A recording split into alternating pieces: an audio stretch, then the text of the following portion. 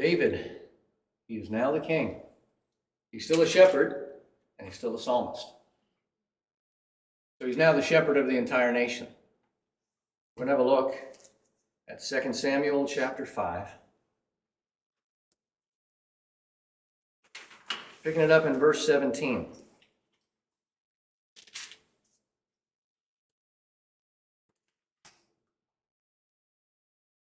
We're going to read 17 to 18, all right? That was my wife.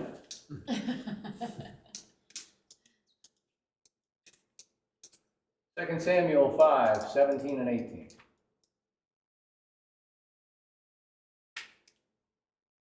When the Philistines heard that David had been anointed king over Israel, all the Philistines went up to search for David. But David heard of it and went down to the stronghold.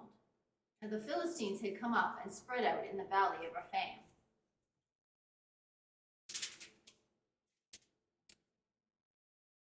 We need to look at context. There are some commentators that I've read who state that it's likely that this battle attack took place before David took Jerusalem as his capital.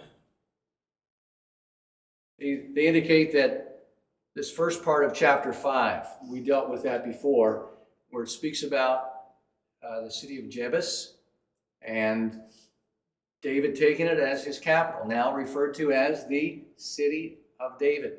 And then they indicate that this attack of the Philistines occurs actually prior to that. Basically, what they're saying is that the emphasis is now David is king of all of Israel, and the writer wants to emphasize he now has made Jerusalem his capital, and then going back to say, okay, now that he's the king, before he takes Jerusalem, that they're going to attack him to try to defeat him.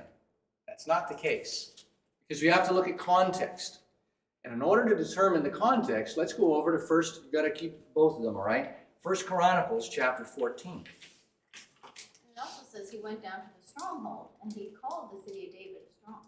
He took the stronghold of Zion in the same chapter, so you would think that it would be referring to the same stronghold. Right? Yes. Yes, I do know what you meant. Exactly. When it says went down to the stronghold, seems to indicate that it's the lower part of the city, the citadel, rather than the actual city proper. So it says he lived in the stronghold and called it the city of David, verse 9. yes. So down on the lower part, still in the city, but the lower part of the city, the citadel. All right, so we're in chapter 14 of 1 Chronicles, and we're going to look at verse 8. We're going to take it from 8. Let's go down to the end of the chapter, 8 to 17. When the Philistines heard that David had been anointed king over all Israel, all the Philistines went up to search for David. David heard of it and went out against them. Then the Philistines went and made a raid on the valley of Rephaim. David inquired of God, saying, "Shall I go up against the Philistines? Will you deliver them into my hand?" The Lord said to him, "Go up, for I will deliver them into your hand." So they went up to Baal of Perazim, and David defeated them there. And David said, "God has broken through my enemies by my hand like a breakthrough of water." Therefore they called the name of that place Baal Perazim. And when they left their gods there, David gave a commandment, and they were burned with fire. Then the Philistines once again made a raid on the valley. Therefore David inquired again of God, and God said to him, "You shall not go up after them. Circle around them and come up upon them in front of the mulberry trees. And it shall be, when you hear a sound of marching in the tops of the mulberry trees, then you shall go up to battle, for God has gone out before you to strike the camp of the Philistines." So David did as God commanded him, and they drove back the army of the Philistines from Gibeah Gibeon as far as Gezer. Then the fame of David went out into all lands, and the Lord brought the fear of him upon all nations. What is the context of 1 Chronicles chapter 14? When does it occur?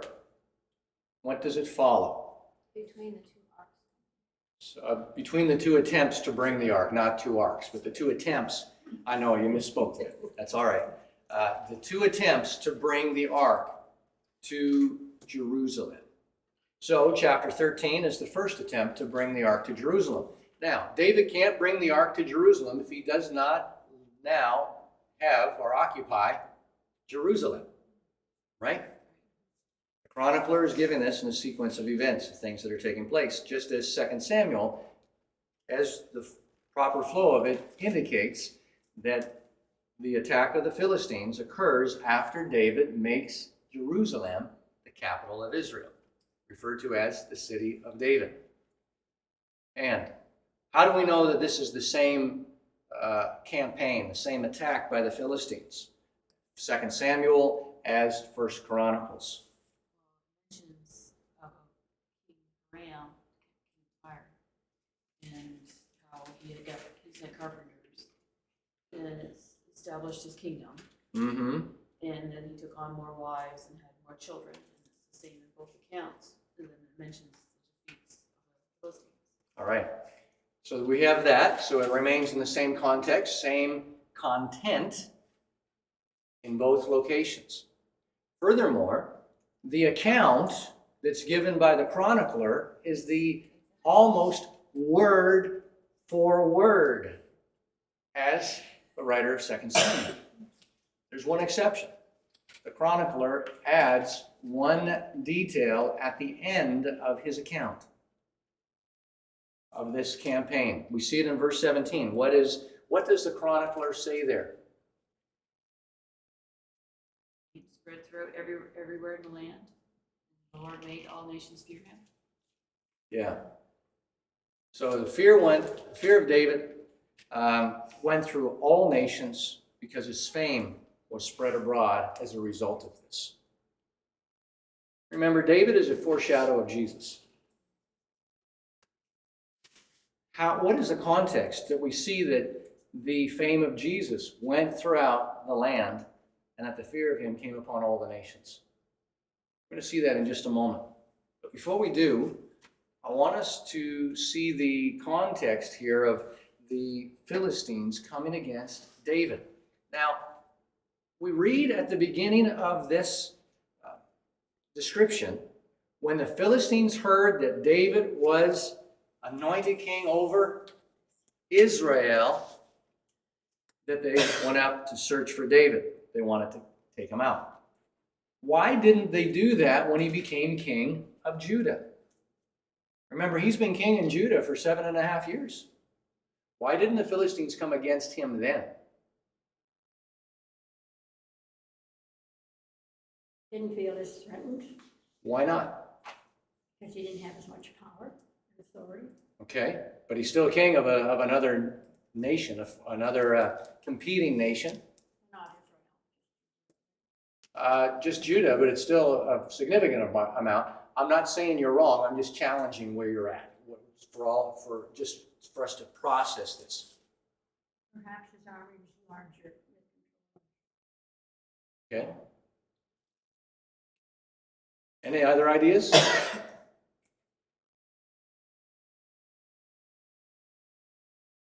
Remember that for as long as David was king, anointed king in Judah, who was his rival? Ishbosheth, right? So the Philistines would be looking at this, as long as there is a conflict amongst themselves, there's no need for the Philistines to come in and rouse their armies against David, because he's occupied with Ishbosheth. Furthermore, where was David before he went up to Hebron? He was in the deserts. Oh, Ziklag. Ziklag, yeah. Ziklag. Which was was the city that the ruler of the Philistines, had given to him. And the last time we had seen David's affiliation with the Philistines, he was on his way to Jezreel with the Philistines to fight against Israel. When the captains, the lords of the Philistines, says, "He can't come up with us, because if we let him, he's going to turn against us." Remember? So he was sent back home. And all the events that took place when he returned, when the Amalekites came and they discovered that all of their wives and children had been taken captive, and then he destroys them and recovers them and all of the goods. So up until this point, David has been somewhat an ally of the Philistines. At least they would view him as such. Isn't that right? King did. King did. Generals didn't. They were scared. So David goes up to Hebron from that point onwards, and the Philistines would be thinking, well, that's a natural thing for him to do, to try to go into the power vacuum, the void that had been left now. And they would view David sort of as a vassal king. You know what a vassal king is? One who is subject or a puppet. So under the authority of them, because he's been under the authority of them prior to this. So as long as he doesn't get out of hand, they're not going to worry about it. Now that Ishbosheth is out of the picture, and David is the king of the united Israel, and he's conquered Jebus and made that his capital, he's now a threat. Now remember, David is going to do what Ishbosheth could not. Remember, Ishbosheth is a son of Saul. Saul is a picture of the flesh. So what the flesh could not do, David represents the man of the Spirit. What the flesh cannot do, the Spirit can. What the flesh could not do to defeat the Philistines and to take possession back of the land, to repossess the land, because what had happened at the Battle of Gilboa when Saul was killed? Took them over, and Israel fled to the other side of the Jordan River. They left their cities. And Ishbosheth couldn't take them back because he was weak. And that's what the flesh is, right? Flesh is weak. David comes in, and look what takes place shortly after he becomes king of the United Nation. Not the United Nations, all right? The United Nation of Israel. The unified nation of Israel. That he takes care of establishing his capital, and then the Philistines come to attack. They want to obliterate him. They want to destroy him because they know by his reputation what he's done in the past before he came to the Philistines, before Saul pursued him and all of that history. They saw his mighty works while he was living amongst them, and they were of the understanding or belief that he was raiding the towns and the cities of Israel, when really he was obliterating the towns and the cities, of the Canaanites. So now he's a threat once again. He's the king. So this is where he is at. And the Philistines come against him. And then we see something that David does as a foreshadowing of Jesus. Once again, we see that he doesn't just presume to go up to attack the Philistines. What does he do instead? What does he say? Shall I go and attack the Philistines? Shall I go up? Yeah. Because if he goes up under his own presumption or believing that he can just do it because now he's the king, he can do whatever he wants, he's going to be defeated. But rather, he goes up only if the Lord tells him to. So he asks, shall I go up? Let's have a look at the screen to get a picture of the layout of the land here. All right, so we have Israel, and then we have the Valley of Rephaim. The Valley of Rephaim, let's have a look now at our description. We're still in 1 Chronicles 14, and we read in verse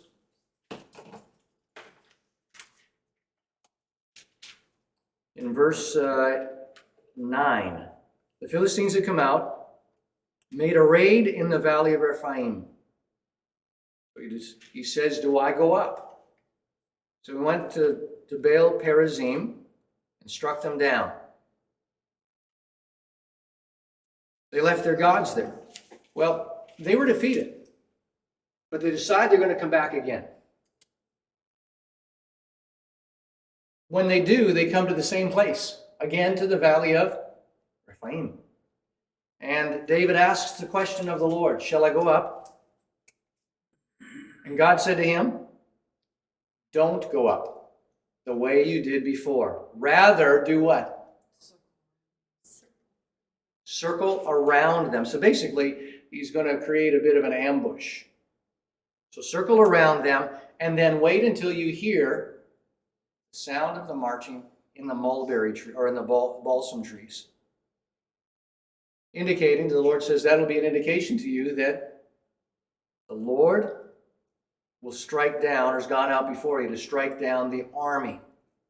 So he's not doing this in his own strength. He's doing it at the direction of God. So he did.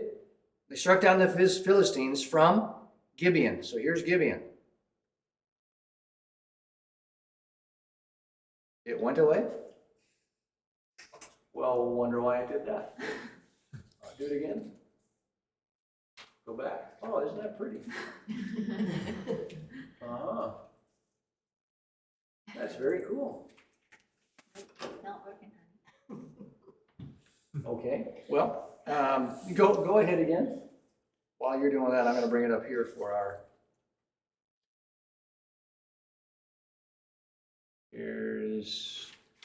That should be our map there. Not coming up. Okay, there's Gibeon, that blue on the map. So here's Jerusalem. I'm doing this for our online viewers. Jerusalem, here's Gibeon. And then we're going to have another pan out view. Can we go to the next one? That blue is Jerusalem. And that, just above that there's Gibeon. I spoke it the other way around? You said that's Gibeon. Okay, the one closest to the upper part of the valley of Rephaim is Jerusalem. And then above that is Gibeon. There we go. All right. So here we've got, now we're on the same page on our online viewers as well. And he drives them as far as Gezer. So here's Gezer. Philistine territory, coastal plain. So he's driven them quite a ways. And they're scattered all over the place. He is driving out the enemies and subjugating them to him. Remember that prior to this, the Philistines had subjugated the Israelites to the Philistines. Doesn't that seem like a picture of sin? Creation? That man, he was created in God's image. He was put in a position of reigning, ruling. There's a picture of Saul there. Saul was put in a position to reign. He was anointed. But in his early days, there seemed to be that he had a heart after God, but it was an appearance as far as Saul was concerned. And then we see that he began relying more and more upon himself. And as a result of that, he was defeated and he died. And he was subjugated then to his enemies. Jesus, when he came on the cross, he then subjugated all of our enemies to him. Destroyed the power of our fleshly man, so that we walk now not according to the flesh, but according to the Spirit. And that's, we find that primarily where? Very clearly spoken about in what book? Galatians, whereabouts? In what context? The fruit of the Spirit is in Galatians 5. Okay, just speak a bit louder, please, just for our online. Fruit of the Spirit is spoken in Galatians 5, and it's also contrasted with the works of the flesh. Right. All right. And Galatians is a companion a shorter treatment of the gospel and its companion to Romans, a longer treatment. So we get it in Galatians there in chapter 5 especially, and we get it in Romans. I think I heard it here. Was I? Yeah. Walk in the spirit, gratify desires of the flesh. All right, and that's found in Romans chapter 8. And then, of course, many other places throughout the New Testament, but primarily some of the most direct treatment of that is found in those two chapters, those two books. But if we were to hone right in, that's where we would see it. So Jesus, during his ministry, as he went about, everywhere he went doing good, healing the sick, driving out demons, raised the dead, and his fame spread throughout the land. And after Jesus returned to heaven, he ascended, we read that great fear of the Lord went throughout all the nations, didn't it? As the gospel spread, did not the fear of the Lord begin to go throughout all the nations? That's the picture that we see here. See, as David came into his rule, one of his elements was to bring peace. One of his responsibilities was to bring peace in the land, and that's what he was doing. He's driving out the enemies and subduing them, even to the point that the enemies became subjugated to them, and some of them became worshipers of God. All right, well, that being the case, we're going to be viewing some areas now in 1 Chronicles in this context and 2 Samuel chapter 6. So let's go back to 2 Samuel 6. There's going to be a lot of going back and forth here for a little bit.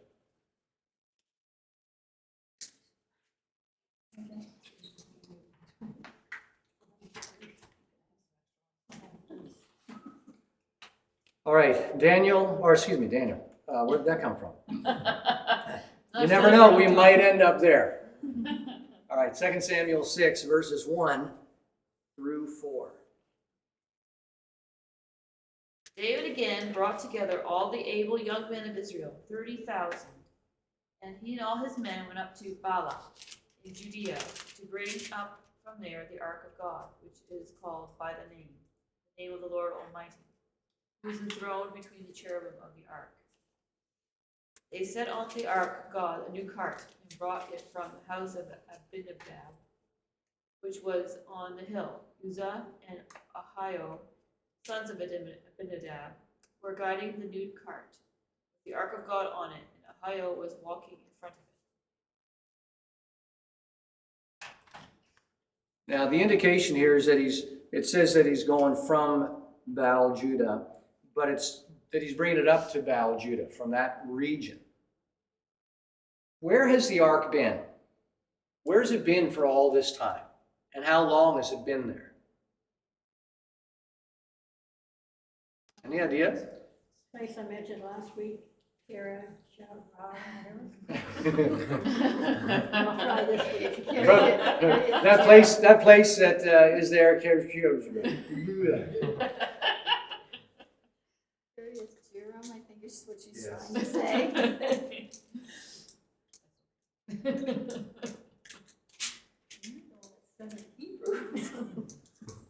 Kiriath Yearim.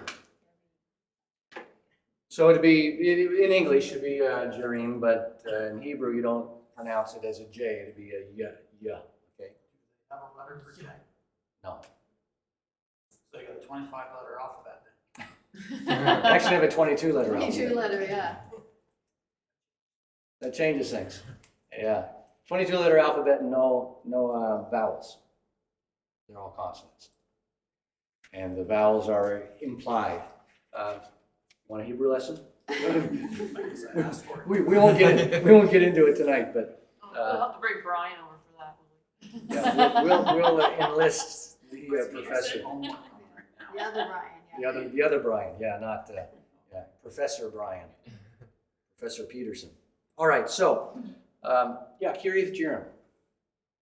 Where is that and why is it there? He's in Philistine territory. Okay, good guess. I concur with that guess. Good guess. But no, No, it's in Israel.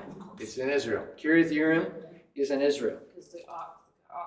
Let's have a look the cart, at our map and again. the cows took it to that place, they needed one, Next so- Because it wasn't Philistine territory.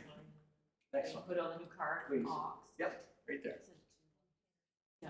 All right. So- Here is Kiriath Yearim. I think that's which one did I put up first?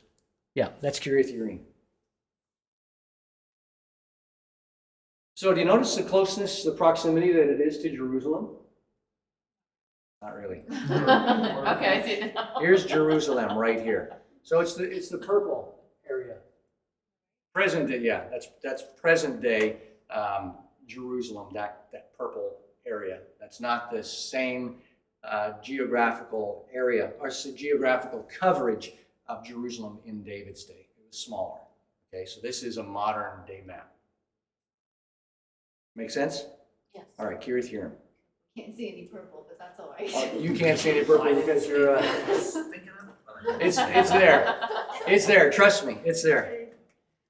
All right. When you get that TV, Brian? Talk about that after. All right. How about let's bring up the next map. That'll show you the purple. You will believe me after this. You see the purple now? There. All right. So that's Jerusalem. I don't see no purple, but anyway. Is that not purple? That's mauve. Do you need glasses? That's mauve. Mauvish gray. Yeah. All right.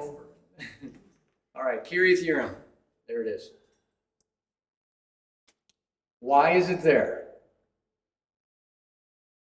The priests are taking care of it. Where is the temple or the tabernacle at this point? No. Okay, we've got Shiloh and we've got Nov. Which one is it? I'm going to give you multiple choice. A, B, C, yeah. Shiloh, Nov, Gibeon. Oh, is it a Gibeon? Yes. Yes, yes? Okay, so we've got A, B, or C, multiple choice. Which one do you choose? C. C? Yeah. We've got a couple of I'm C's. gonna go for D, one of the above. You're going for D. One out of the above. All right. Good job. It's in Gibeon. It was in Shiloh when the Israelites came into the nation, into the land. It was at Gilgal to begin with, when they first camped. Until they started their campaign to take possession of the land. It was in Gilgal. By the time that they have conquered a majority of the land and the division of the land takes place amongst the tribes, it will then be located at Shiloh.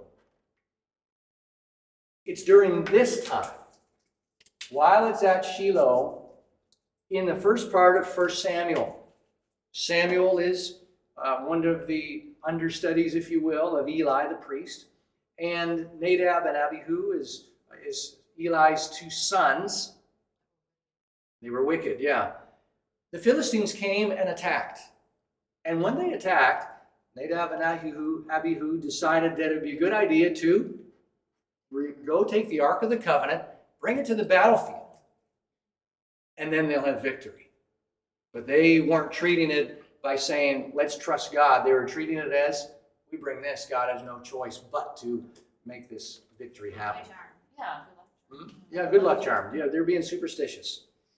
And what happens? 1 Samuel chapter They all 5. die. They lose it. They're conquered. Nadab and Abihu are killed. And which one whose wife was pregnant gave birth? And It was. Nadab or Abihu? I think it was Abihu. I could be wrong with that. You know what? I'm giving you Nadab and Abihu. That was Aaron's sons. These are Hophni and Phinehas. I was saying the names and I'm like, Something didn't seem right there, but, well, nobody's, Well, they did die too. they died too. All right, so, That's a trick question. that's true. You're supposed to catch that. I mean, Sorry. I planned it that way, and none of you got it. We planned it that way. Find out if you planned it that way. Hophni and Phineas. All right? Phineas' wife gave birth. And when she heard news that the ark has been captured, and her husband is dead, she gave birth to a boy and called his name Ichabod. Ichabod. And that means Glory is left. the glory is left, the glory is departed. The Ark of the Covenant is now in Philistine hands, possession. And they brought it back to Ashdod and set it up in the temple of their god, Dagon. And we've looked at this in the past, but we see that the next morning when the priests of Dagon go into the temple, what do they discover? It's fallen on his face. They put him back up.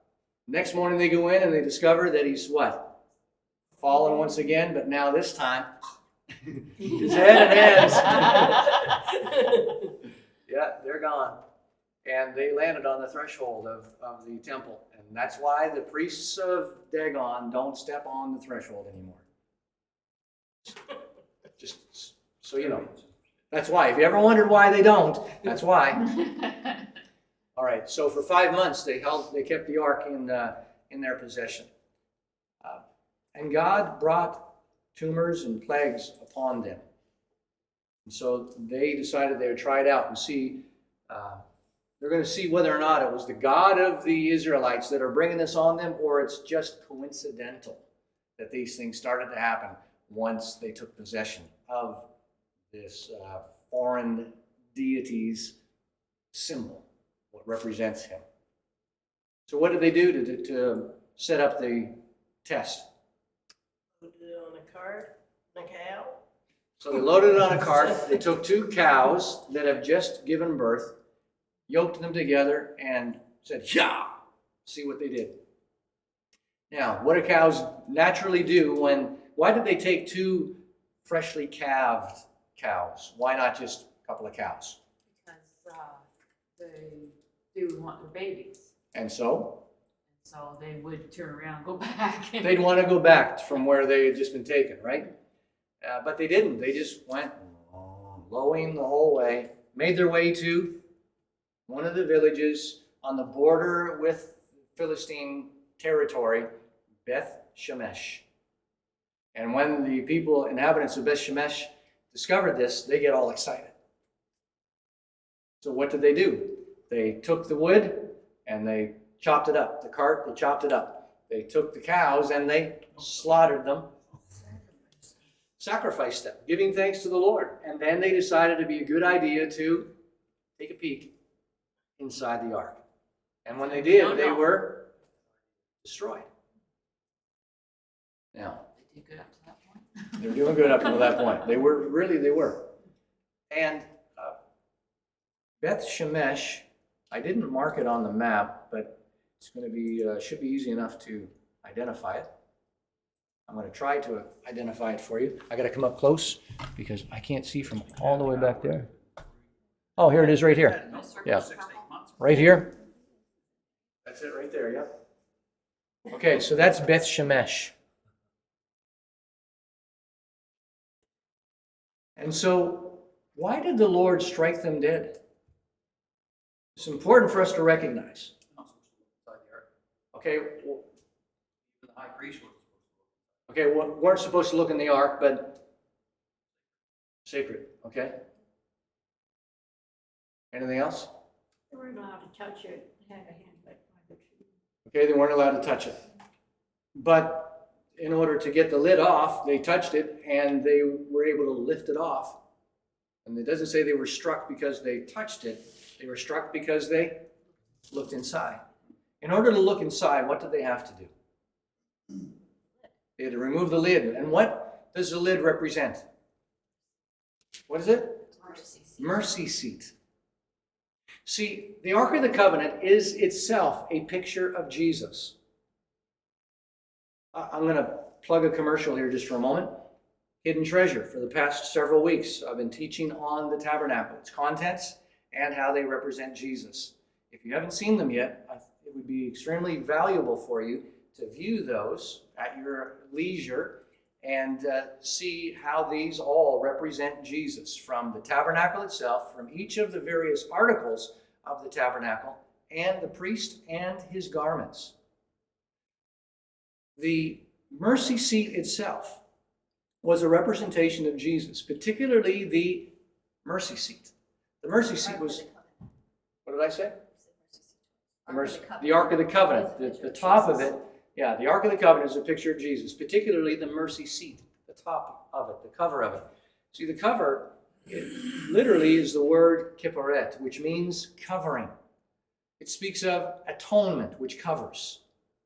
And the high priest was only able to come into the proximity of the Ark of the Covenant because it was located where in the tabernacle? The holiest of holies, the most holy place. So, Scripture refers to it as the Holy of Holies, the most holy place. And he could only go in there how often? Once a year. With what? Incense and blood. Incense and blood. The incense was for the purpose of creating a cloud, so that he's not going in getting a clear view of the Ark of the Covenant.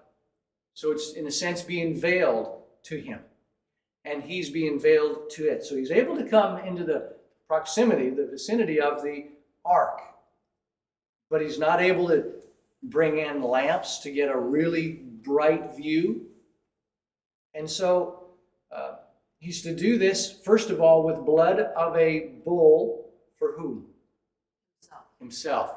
For the atonement of his own sins, covering of his sins. And what does he do with that blood when he comes in? Sprinkles it 7 times at the ark. And then he goes out and he sacrifices now a goat. And that goat is for the people of Israel, the nation. And he returns back in to the holy place and sprinkles that on the Ark of the Covenant, on the mercy seat, 7 times. So that blood is what makes this seat a seat of mercy. See, if you were to look at the Hebrew, it doesn't say in the Hebrew mercy seat. It says covering. Mercy seat is a term that was coined back in like 1400s or something like that. One of the translators, I'm not even going to, memory's starting to bring a couple of names, but I'm not even going to try to stab at it in case it's not it, and then I'll be having you looking at Hophni and Phineas again.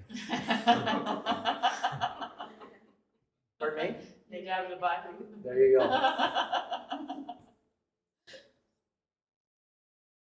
All right. So it was the blood that turned that covering into a mercy seat, a seat of mercy. Because without the blood, that seat is a seat of judgment. All right. When the ark was on the move, when they were moving from one location to another throughout the wilderness, did the people of Israel ever see the ark? No. What did they see? So the ark was covered by the curtain. The paroquet covered the caporet. So the veil, the curtain, covered it. And it was carried on poles by the priests. So anything that the people ever saw was the outline of it, the general shape and size of it, but it was covered. And they were always almost about a kilometer distance between them and the priests that carried it. One of the reasons was because the holiness of separation, and the second reason was everybody that was traveling could see the ark because of its distance ahead of them.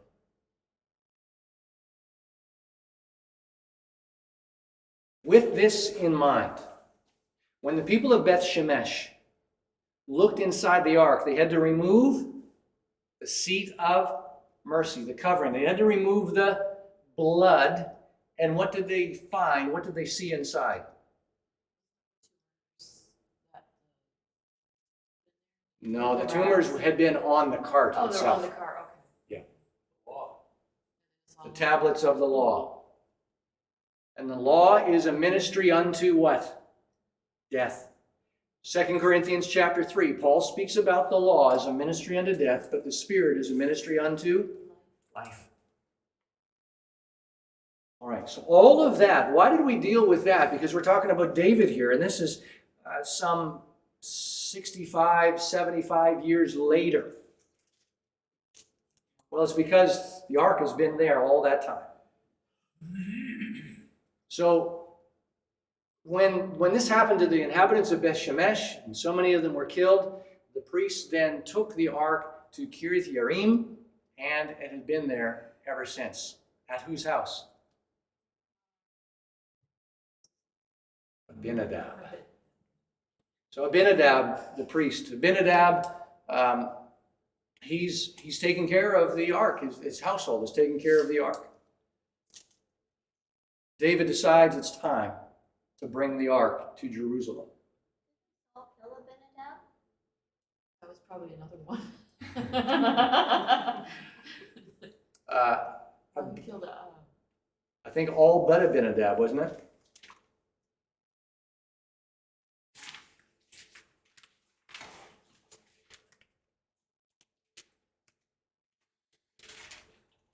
It'd be like chapter 18, maybe 19, 22.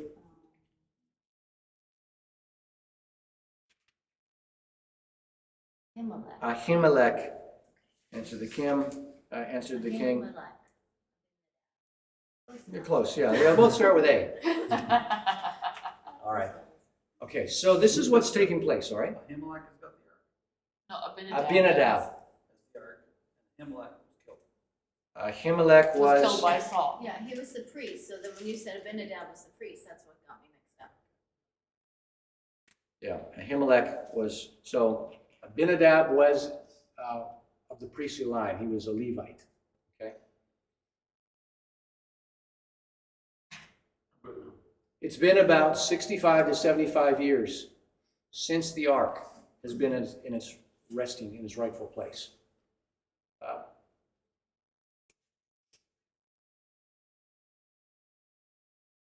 In Numbers chapter, I'm going to say 10. Numbers chapter 10.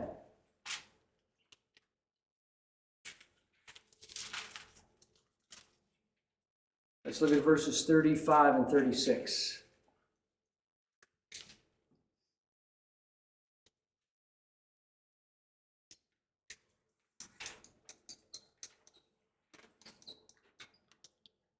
And we're where? Todd, is it? And whenever the ark was set out, Moses said, "Arise, O Lord, and let your enemies be scattered, and let those who hate you flee before you." And when it rested, he said, "Return, O Lord, to the 10,000 thousands of Israel." All right. This had been the desire. So seeing that, all right, the Lord is on the move, he's leading, and he's saying, all right, now, may we see that your presence has not left us, is essentially what he's saying here. Solomon will speak something similar when he will build the temple and dedicate it, where he says, arise to your rest. In other words, this is your place of dwelling. The Lord's, the Ark of the Covenant, which represents the presence of the Lord, and we see that in Exodus chapter 25. We're not going to take time to deal with all of that aspect of it. But the Lord said, my presence will be above the mercy seat, and it's there that I will speak to you. So it represented his presence. The presence of the Lord was still in Israel. The Ark of the Covenant was still in Israel. It was in Kiriath Yearim. But it wasn't in the place that had been designated by the Lord. Remember, we saw that last week. The Lord had designated where to be the place of his dwelling. City of David. Jerusalem. Jerusalem. So we looked at that in detail last week. If you need information on that or want to review it, you can go and check that teaching online. Now, that's his resting place. That's the city, the place that the Lord had chosen to place his name. But the ark is not there. And the ark couldn't be there because who was the king at that time? Saul was, representing the flesh. Who was ruling or leading before Saul? Eli, the high priest, and he was fleshly as well. The Lord had given a prophecy. I can't remember the name of the prophet, but it's in 1 Samuel chapter 3. So if he was named, somebody's going to find that out, and said that the Lord is cutting you off from the priestly line. Your family's being cut off. And then Samuel, remember, he hears a voice, thinks it's Eli. Yes, here's your servant, and you called me. 3 times it happens, he's not named. Man of God, unnamed man of God comes to speak this word. And Eli realizes it's the Lord speaking to Samuel, so he said, if he calls again, say, speak, Lord, for your servant is listening. And that's what takes place. And then the Lord speaks to Samuel the words of that same prophecy, that Eli's family is going to be cut off. So we see this succession of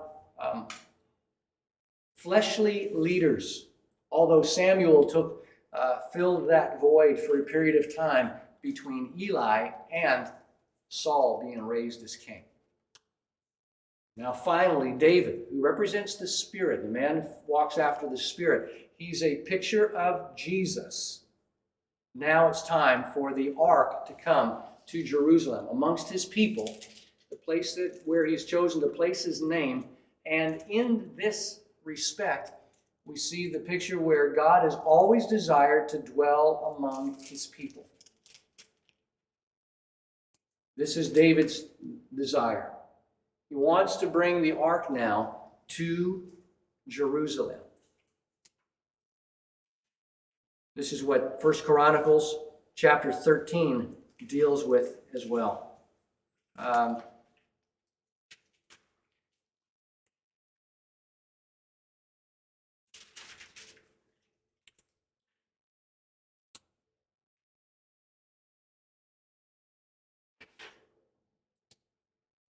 Now, he says that we've not, in chapter 13 of Chronicles, he says, let's go bring the ark of our God to us, for we did not seek it in the days of Saul. That's verse 3. So all the assembly agreed. However, it's in 1 Samuel chapter 14, Saul is on the battlefield, and he says, go and bring the ark of the covenant. And then he says, stop your hand. So it seems as though he had consulted. He had called for the Ark of the Covenant. Where's the Ark of the Covenant? In Kiriath-Jearim. And then the battle becomes more fierce, more heated. And then he says to the priest in the very next verse, stop your hand. Hold up. We don't have time for that. We got to take care of business now. And it's never the right way to do that. To begin or intend to seek the Lord and then say, no, I don't have time. I've got to deal with this first. We always have time to seek the Lord. Or else we have problems, right? Well, they begin their attempt. And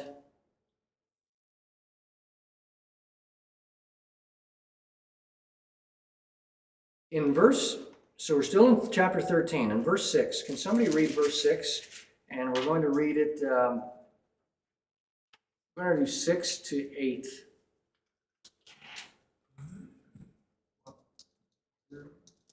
First Chronicles 13, 6 to 8. David and all the Israelites with him went to Baalah of Judah to bring up from there the ark of God, the Lord, who is enthroned between the cherubim, the ark that is called by the name. They moved the ark of God from Abinadab's house on a new cart with Uzzah and Ahio. Is that right? Ahio. Ahio, guiding it. David and all the Israelites were celebrating with all their might before God, with songs and with harps, lyres, tambourines, cymbals, and trumpets. All right, and in verse 6, where it says David and Israel went up to Baalah, it says that is to Kiriath Yearim. So it's in that region, okay? Kiriath Yearim is in Baalah of Judah. So they go up to retrieve the Ark of the Covenant. They want to bring it to Jerusalem. Let's just refresh our memories, our minds here. This is the depiction, a rendering of the Ark of the Covenant. This is not the actual Ark. This is not a picture of the Ark, okay? This is a rendering of what the Ark may have had looked like. But you and I would not have seen it as such. Remember, it was covered with a curtain every time it was in transit. And it was covered with blood, so it wouldn't be shining like that. It would have been after that many years. How many years since the tabernacle has been, since Moses and Aaron, since the tabernacle has been constructed along with the Ark of the Covenant? How much? A few hundred. Any idea how many few? What is that? 400? About 400 years, 500 years, about 500. So we've got the Joshua and then the period of the judges, and then we've got Saul that comes after that. He reigns for 40 years. So by the time of David, it's somewhere in the neighborhood of about 500 years.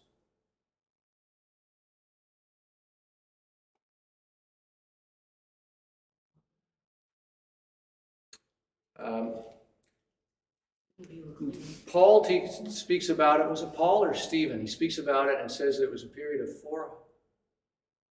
No, it's the Chronicles. 480 years when the temple was built from the time of the tabernacle. 480 years. Okay.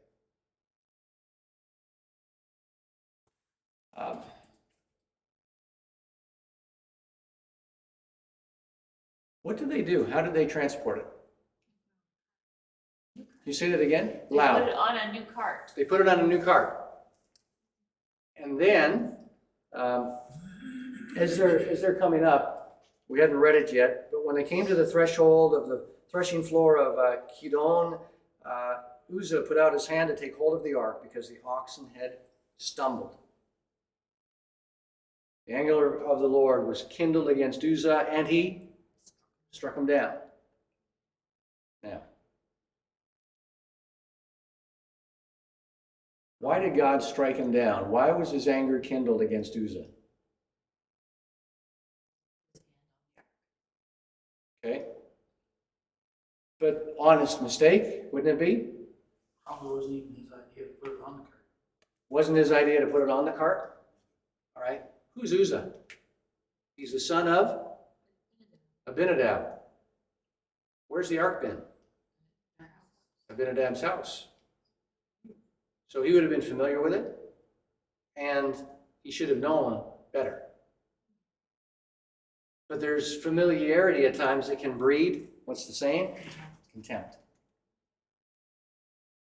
Furthermore, what did they do? Why was there stumbling? Why did he have to put out his hand to try to steady it to begin with?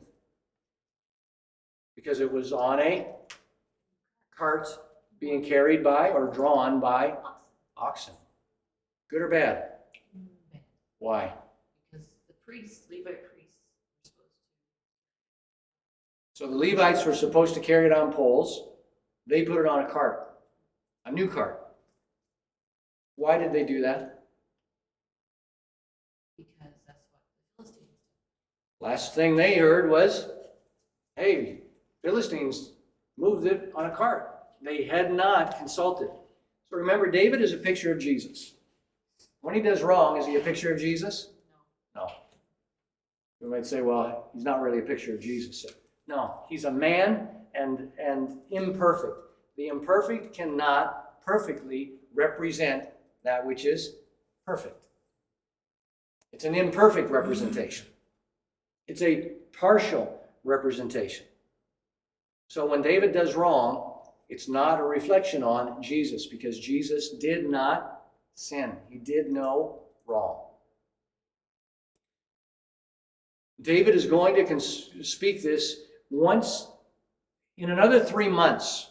He's going to realize, let's try this again. But the reason that it didn't work the first time is you priests did not carry the ark. We did it according to the flesh, our own reasoning. But it was the Philistines that put it on the cart, right? Mm-hmm. They wouldn't know any difference. Right? Yes. And? Judgment against them. They didn't have the commandment. They didn't have the judgment. But furthermore, they were under judgment, weren't they? They had plagues and tumors. So they're just getting rid of it. It's not getting any worse for them, and they had to handle it. But it's not like, the Ark of God is not like the Raiders of the Lost Ark. Anybody remember that movie, Indiana Jones? It's not where the Nazis lifted off the cover and they're, Yes, I saw the Raiders of the Lost Ark once upon a time. I don't recommend giving time to that. And that was a long time ago, before I knew any better. Okay. It's not this superstitious box. And it's not that it's some vexatious presence that's in the box that's just waiting to strike people dead. That's what Indiana Jones kind of portrayed. That's not what it is. This is an article that God gave instruction for them to construct to represent his presence amongst them. Picture. The Philistines didn't know any differently. So when they touched it, they're just moving up. As far as they're concerned, they're just moving a box that has connections to the God of Israel, the Israelites' representation or association with this God. So God has afflicted them, yes, but he didn't strike them dead when they touched it. They moved it. Furthermore, perhaps they moved it by touching the poles. Maybe they put it on the cart that way. And if anyone did touch it, who knows, but perhaps they were struck dead as well. We just don't have a record of it. Anyway, we're not going to add to the scriptures. It's making it say more than it. Just remember, the scripture doesn't give us every specific detail of events that have taken place. Otherwise, we would have a volume that is too large in order for us to read.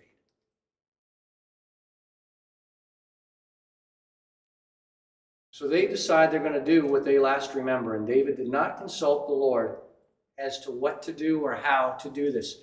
But he's expressing his heart's desire. He's a man after God's heart. So he's pursuing God, but in this instance, he's not waiting on God. So he was zealous, right? He was zealous for God, but he was operating in zeal without what? Knowledge. Exactly. We do that, yeah.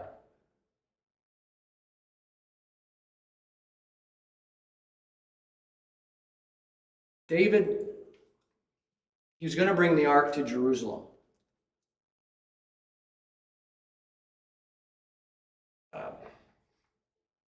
In this process, it's at this point, remember, he's conquered Jerusalem. The first attempt to bring the ark has now been carried out, and then the attack by the Philistines takes place. So we started off with that attack only because we dealt with it as 2 Samuel gives it to us. And the chronicler just gives more detail on this in its chronology, sequence of events. Once this event takes place, David, he's angry because the Lord broke out against Uzzah. Get this, it's not that God is facetious. I heard this comparison given. if you were to go to a high voltage power station, like the kind of voltage power station is so massive that even to be within close proximity to it, you could actually feel the buzz. You know what I'm talking about? I mean, that kind of power.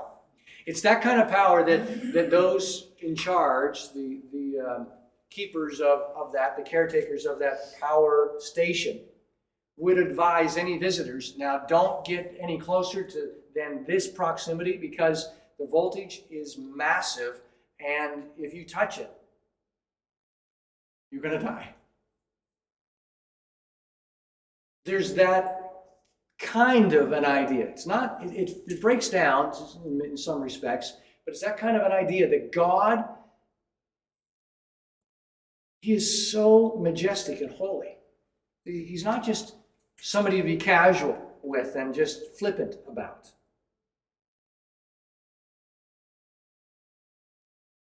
And furthermore, God does not need propping up.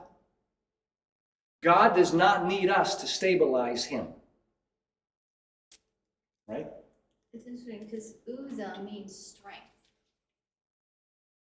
And so the strength of man reached out to try to help God from falling.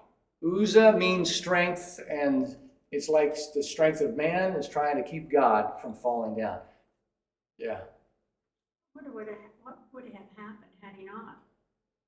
God just had allowed it. I think we determined that hypothetical questions that really we don't know is really not worth our time to. That doesn't mean that I'm not dismissing the question. The answer is we don't know. I don't know what would have happened. I don't know. But even if the ark had have tipped, is that a reflection on God falling over? No. No, not at all. So I think the bottom line is to see that I'm not skirting the issue. I'm not trying to be like a politician. Well, I'm not going to answer your question. Let me answer something that nobody asked. That's not what I'm doing here. At least not what I'm trying to do. We don't know that. We don't know that. We don't know the answer to that question. At least I don't.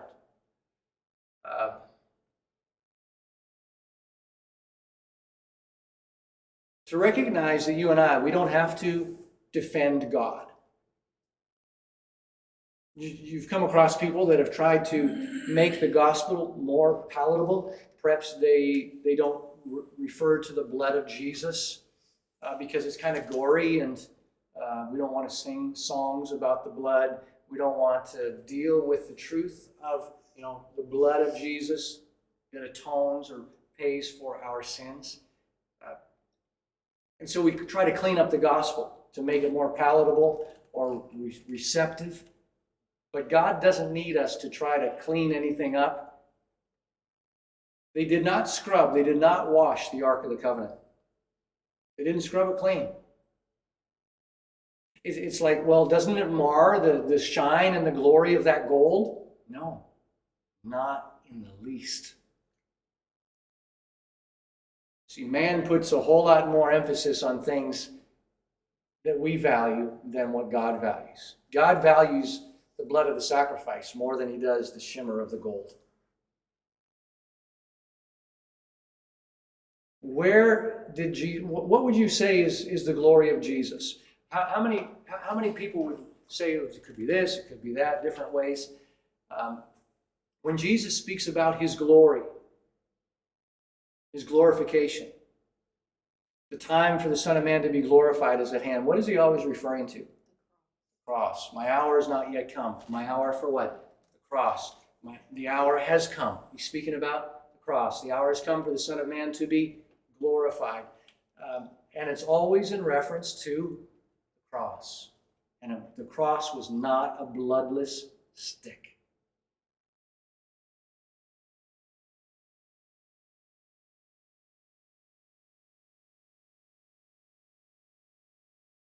It's interesting that when David,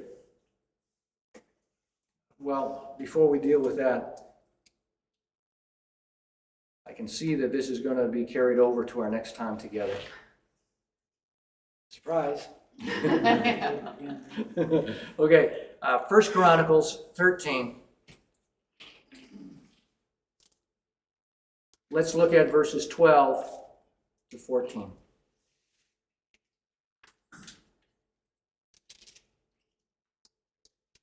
Well, you said, 12 to 14, yeah, and we're at, oh, here? Oh, okay, sorry. and David was afraid of God that day, saying, how shall I bring the ark of God home to me? So David brought not the ark home to himself to the city of David, but carried it aside into the house of Obed-Edom, the Gittite. And the ark of God remained with the family of Obed-Edom in his house 3 months. And the Lord blessed the house of Obed-Edom and all that he had. What does that give indication of? His favor. God's favor. God didn't, because God judged doesn't mean that he's all of a sudden said, all right, I'm done, through with you. That's it. No. See, God is still holy. He's still righteous. He's still just. He's also merciful, long-suffering, and good. And when they bring the ark to Obed-Edom's house, it's there for 3 months. And while the ark is there, the Lord blessed his household and all that he had. Interesting that Obed-Edom, he's a what? He's from what? Gittite. What does that mean? He's from where? Git.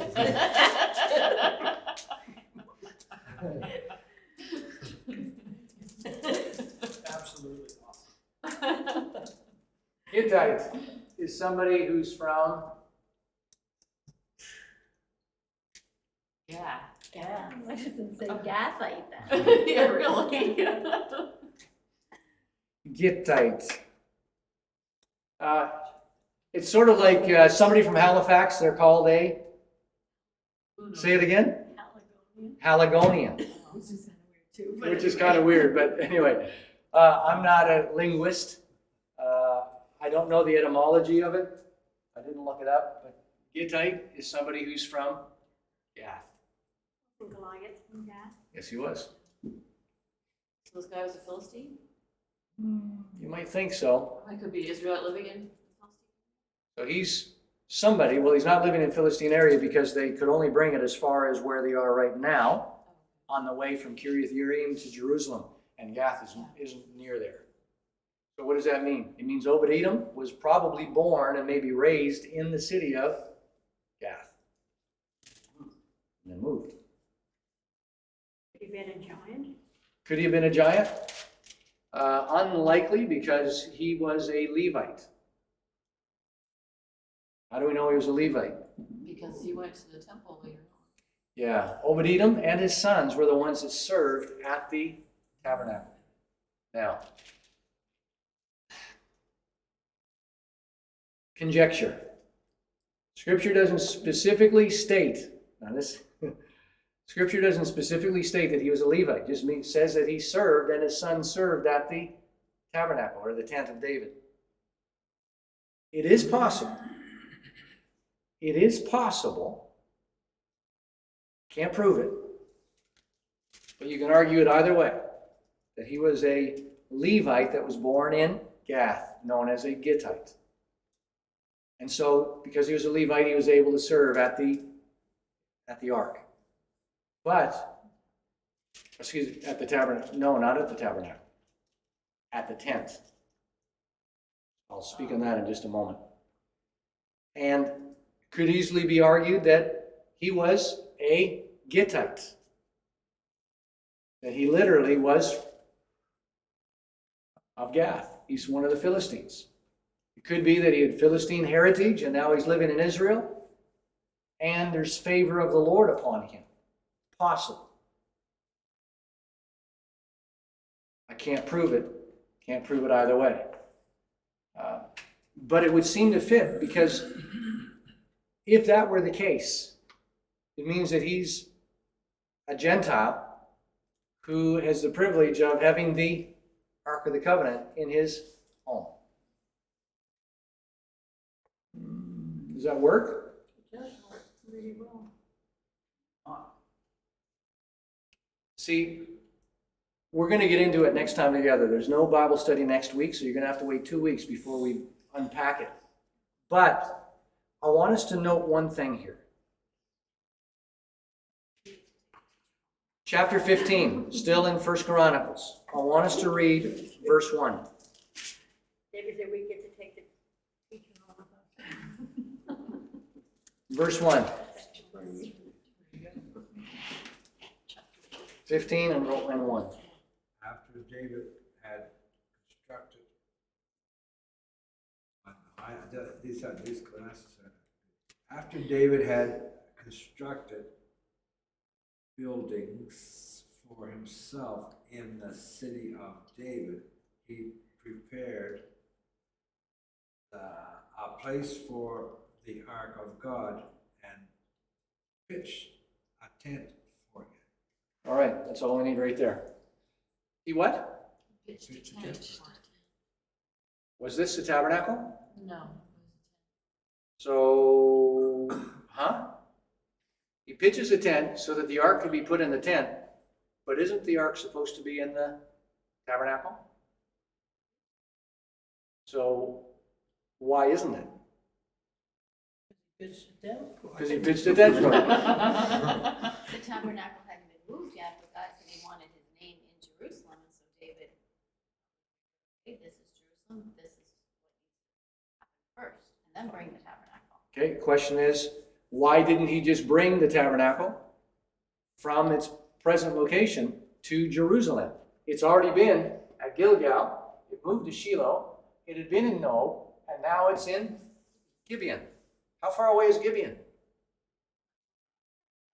Let's sort of look at the map. Yeah, please. Here's Gibeon, and here's Jerusalem. Remember, where did he go to take the ark from? Kiriath Yearim. Where's Kiriath Yearim?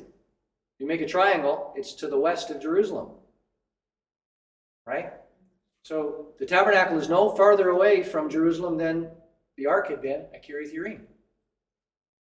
Why didn't he just send some to bring the tabernacle to Jerusalem and making preparations for the ark to be brought to the tabernacle in Jerusalem? It was only temporary, just temporary. The tent was It was only temporary until he was able to bring it. what prevented him from bringing the tabernacle. Well, he wanted to make sure it was housed safely during that period of time. Where we get the tabernacle. I'll ask it again. What prevented them from taking the tabernacle? The people of Israel, when they were in the wilderness, they could move the tabernacle in a day. Like they move today and then set up camp again tomorrow. So this thing, it's not like it's got a concrete foundation. It's not like it's timber and stones and stuff. It could be moved in a matter of a day. They could have it in Jerusalem tomorrow. So what are they waiting for? It hasn't been the case since they came into the land. So after the wilderness leading. It's not a temporary thing. The ark or the tent of David was not a temporary dwelling place until they got the tabernacle there. You had the tabernacle remained in Gibeon, and the ark was in Jerusalem.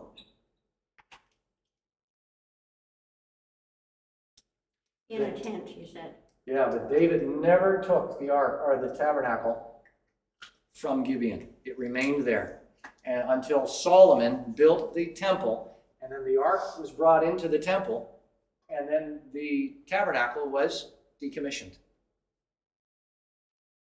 Why? I'm going to do this.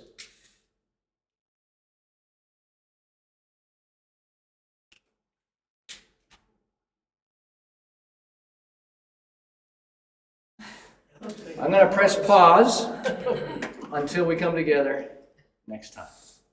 because we don't have time to rightly deal with it. So I will encourage you to do this, Give all me a right? hint. Yes, I will. Acts chapter 7. Here's your hints. You do the work. Acts chapter 7. I'll give you 44 to 46. Acts chapter 15. And verses I don't have in front of me presently, but I'll get it for you momentarily. Acts 15, look at verses 12 to 21. In Acts 7, what was verses? 44 to 46. You can have a look at Isaiah chapter 16, verse 5. You can have a look at Amos chapter 9, verses 11 and 12. Look up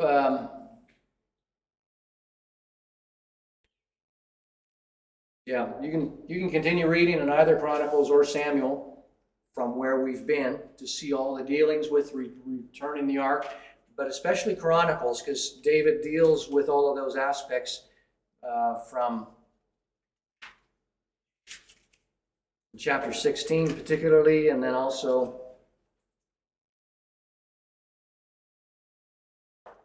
that should be sufficient. So that'll give you some stuff to have a look into, see if you can uncover some of the aspects of what's going on.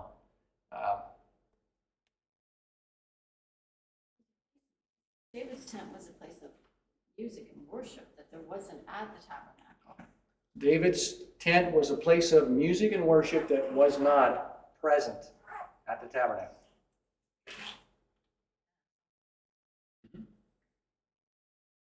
All right, well, Does that represent the Holy of Holies? does it represent the whole, this here? No, a little drawing. This? Oh no, that's a pause button. I just pressed it. There, until next time. Look at your CD player, it looks exactly